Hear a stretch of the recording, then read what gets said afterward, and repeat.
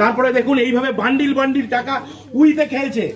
আজকে কর্পোরেশনের অফিসাররা এসে যখন পরিষ্কার করতে বলেছে, তালা ভেঙে এই পার্টি অফিস, দেখুন দেখুন নেতৃত্বের পার্টি অফিস, তারা এখানে এইসব হোর্ডিং ব্যানার এবং এই বাক্স দুটি রেখেছিল। আজকে এখানে তালা ভেঙে এখানকার কর্মচারীরা, এখানকার সাফাই কর্মচারীরা, এখানকার অধ্যাপকদের অনুমতি নিয়ে এগুলো উদ্ধার করেছে। আপনারা দেখুন কি পরিমাণ টাকা, 100 টাকা 500 টাকার বান্ডিল উই পোকায় খেয়েছে।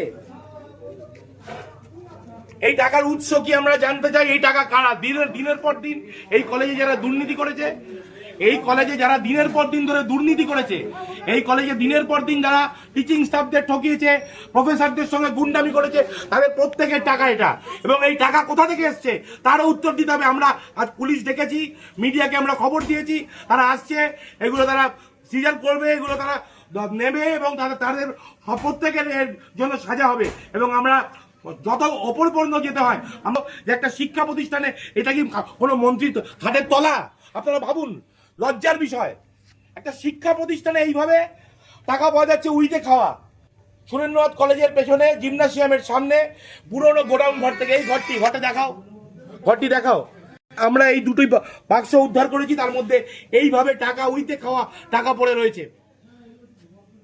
আরো 2-3টি ঘর এরকম বন্ধ রয়েছে, সেগুলো ভাঙার প্রক্রিয়া চলছে। কলেজের স্টাফরা রয়েছেন, প্রিন্সিপাল স্যাররা রয়েছেন, সকলের সামনে আমরা মুচিপাড়া থানার পুলিশ কর্তৃপক্ষকে খবর দিয়েছি, তারা এগুলো সিজ করবেন। মিডিয়াকে খবর দেওয়া হয়েছে সকলের সামনে। এগুলো আপনারা দেখুন, কিভাবে মানুষের সঙ্গে দুর্নীতি করা হয়েছে। মানুষ খেতে পাচ্ছে না, সারা দেশ বিভিন্ন রকম ক্রাইসিসে ভুগছে, সেইখানে দেখুন এইভাবে টাকা উইতে খাচ্ছে।